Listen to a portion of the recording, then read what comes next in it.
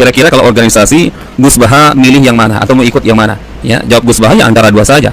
Kalau nggak NU ya Muhammadiyah. Secara kebanyakan teman-teman. Ya, silakan nanti coba dicek teman-teman. Betul nggak ada hadis yang lafaznya bunyinya seperti ini? Ya, Rasulullah bersabda, maka ikutilah kelompok-kelompok mayoritas secara kebanyakan pengikut teman-teman. Karena kalau kamu bersendirian merasa paling benar sendiri, maka kamu akan masuk neraka jahanam. Ini hadis tentang al-jamaah teman-teman. Karena nggak ada lafaz hadis tentang al-jamaah yang bunyinya seperti itu. Bismillahirrahmanirrahim. Assalamualaikum warahmatullahi wabarakatuh. Alhamdulillahirrabbilalamin. Wassalatu wassalamu ala asyrafil anbiya'i wal mursalin wa ala alihi wa barik wa sallim ajma'in, amma ba'd. Teman-teman, saudara Ahlussunnah wal Jamaah, kaum muslimin dan muslimah dimanapun berada, kembali pada kesempatan kali ini saya ingin menjawab atau merespon ya salah satu booster YouTuber Al-Wahabiyun, yaitu channel YouTube-nya jika tidak dulu judul channel YouTube-nya itu Nasirus Sunnah. Ini memang beberapa kali ya satu kelompok, satu sekolah sama si Harry Fred dan yang lainnya juga Dodi Sepriyadi, Al-Kujulukiyun ya, framing-framing buat video yang membina ulama. Ya tadi disebutkan ya dari lisan dia sendiri, itu channel Nasirus Sunnah ini tidak tahu siapa nama aslinya, menyebutkan ketika Gus Baha ditanya tentang ketika terjadi perpecahan atau fitnah nanti akan ikut mana ya. Di dalam ceramah Gus Baha dijawab, di Indonesia ada berapa ormas yang memang mayoritas itu.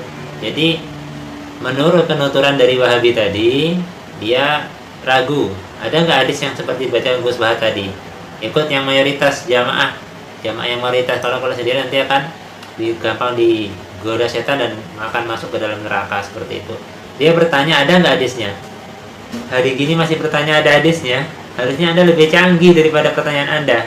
Anda kalah sama Anda sudah bisa lebih cepat dari ada pencarian Anda, seperti itu. Tapi kan kita tidak cukup di situ, karena beberapa kali kami kemarin juga menunjukkan kepada istri kami bahwasanya ada channel-channel itu yang isinya ternyata dipelencengkan, disesatkan. Jadi nggak bisa sembarangan gitu kan, dari YouTube dari Google aja, dari Chrome misalnya. Di antaranya itu Rumah Islam Hati, Wahabi itu yang punya, ya kan? Gurunya aja dicela, apalagi orang lain kan? Gurunya sudah bertobat dari manjat pohon salah, terus kembali ke pangkuan Ahlussunnah wal Jamaah bersama istrinya kan? Difitnah habis-habisan. Yuk kita jawab ya, untuk meringkaskan ini, setidaknya nanti 2 kitab, sebenarnya banyak ya referensinya yang bisa kita ini kan, kita menyingkat saja, tetapi setidaknya terjawab. Ada nggak bunyi hadisnya yang seperti itu katanya? Ini yang di Sunan An-Nasai ini lebih keras nanti jawabannya, ya, lebih keras daripada yang ditanyakan dia. Nah, ini perhatikan saja nanti. Baik ya, kita tunjukkan hadisnya di nomor hadis 4020. Ini kitab kami seperti ini. Kalau punya kitab sama di halaman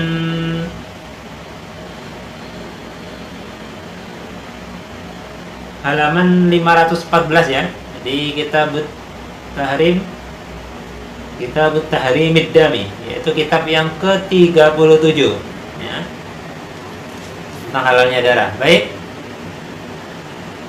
di nomor hadisnya 4020, bab yang kitab ke-37, babnya bab yang ke-6 ya, seperti itu.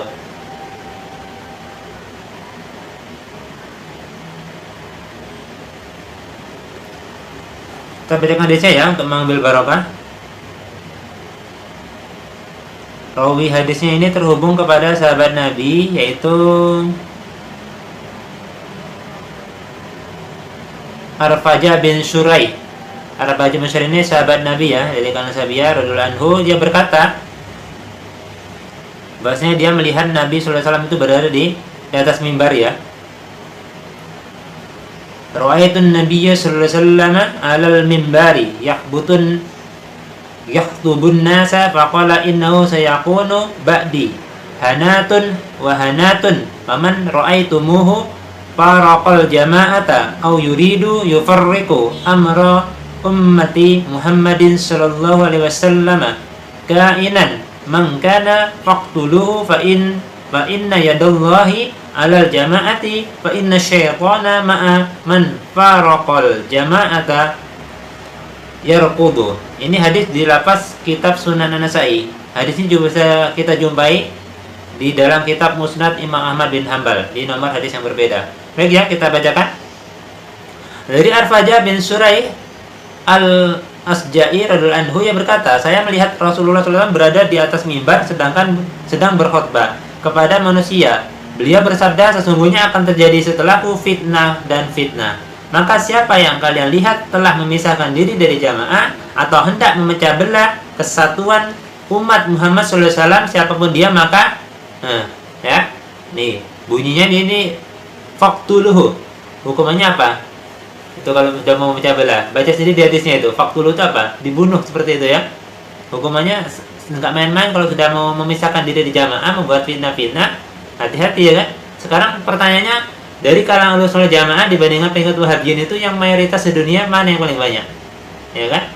Dia maka malah menyaga dengan hadis di channelnya itu, dengan hadis yang ketika Rasulullah Isra Mi'raj diperlihatkan seorang nabi yang tidak punya pengikut, ada pengikutnya sedikit, ada pengikutnya banyak. Itu kapan zamannya gitu? Ketika Rasulullah sedang apa? Isra Mi'raj itu dinampakkan nabi-nabi yang sebelum Rasulullah SAW, jumlah umatnya seperti itu. Kita lanjutkan. Maka pada siapa yang kalian lihat telah memisahkan diri, ya, siapa yang kalian lihat telah memisahkan diri dari jamaah atau hendak memecah belah kesatuan umat Muhammad SAW, siapapun dia maka bunuhlah dia. Sesungguhnya, nah ini kalau kita baca hadis nggak pakai ilmunya bahaya. Kita akan bayangkan nanti tangan Allah di atas jamaah, karena lapasnya di sini adalah yadullah, seperti itu. Yadullahi ala jamaati. Kalau kita bacanya dengan terjemah nggak apa bahasa Arab, kita akan menjisimkan Allah SWT.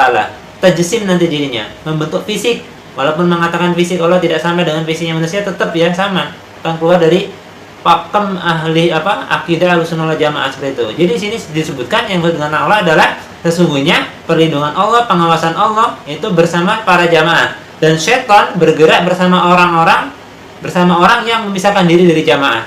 Tadi tanya kan hadisnya ada.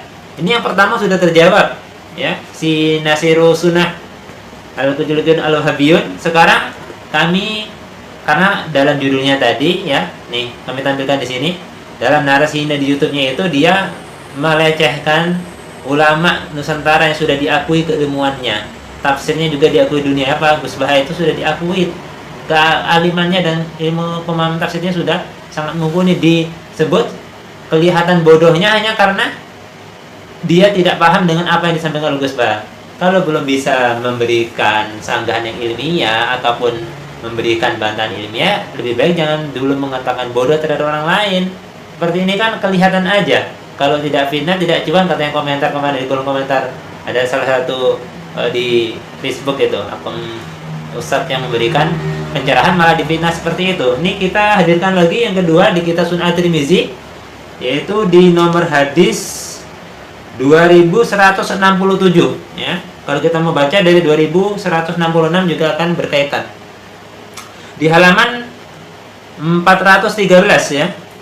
413, kitab yang ke-32, Kitabul Fitan an Rasulullah SAW. Kitabul Fitan dari berdasarkan petunjuk Rasulullah SAW. Babnya bab yang ke-7 ya.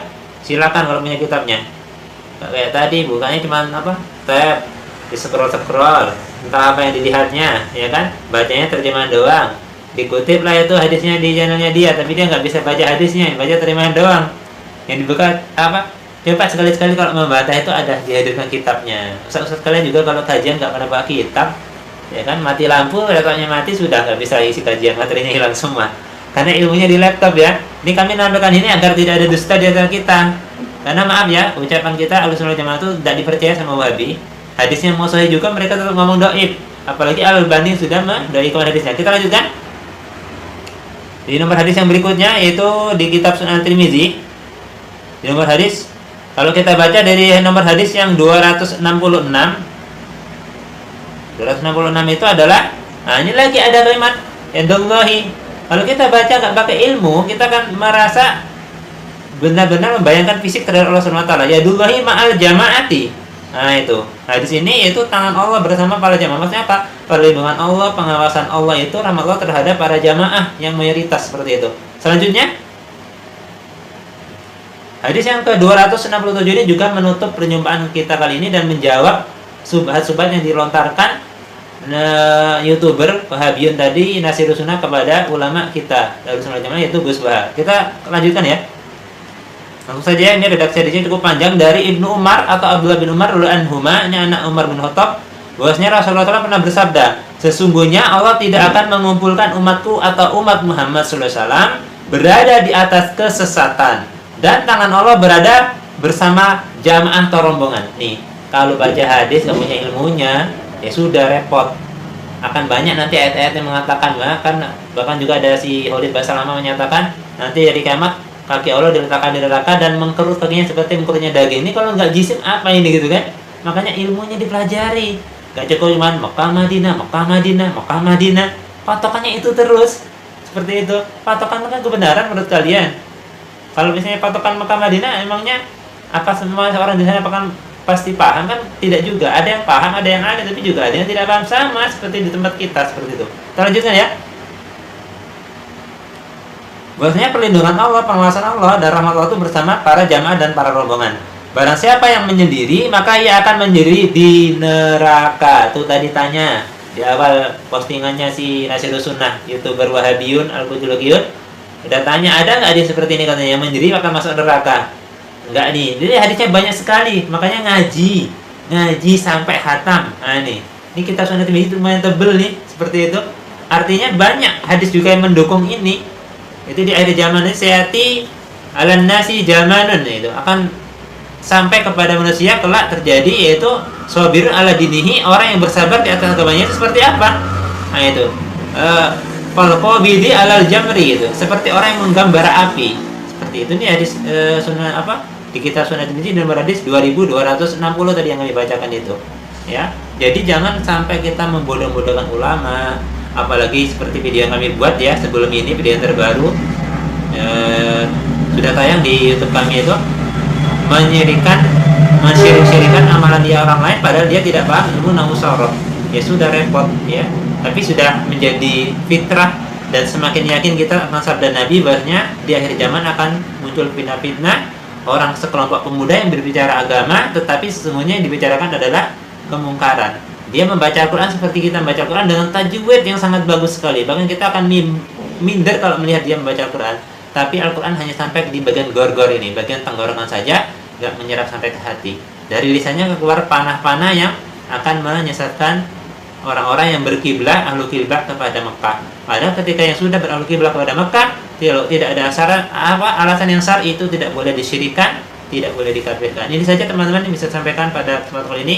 Sekali lagi, ya sebagai santri, sebagai murid, kewajiban kita untuk membela ulama kita tetap dengan cara yang baik. Ketika disesatkan atau dibilang bodoh, dengan cara apa lagi kita membelanya? Dan pertanggungjawaban ini akan kita langsung pertanggungjawaban kita di hadapan Allah Subhanahu wa taala jika kita diam.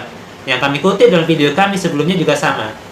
Kejahatan, kemungkaran, video-video yang jelek itu banyak tampil, itu bukan karena kebaikannya kalah, tetapi karena orang yang baik tidak mau menampilkan diri. Sekarang bukan masanya lagi tawadu ataupun merendahkan diri dalam tanda kutip ya, jangan dipotong itu dalam tanda kutip. Kalau santri-santri yang paham itu tidak mau muncul di permukaan membantah subhat-subhat yang dilontarkan oleh kelompok Wahabi dan buzur-buzurnya di YouTube ini seperti Nasirus Sunnah dan yang lainnya itu, maka pasti yang jelek akan lebih banyak tampil dan yang kebaikan akan tenggelam dengan sendirinya. Maka sudah menjadi kewajiban yang paham silakanlah buat channel sebanyak-banyaknya, kita dukung channel Sunnah Jamaah.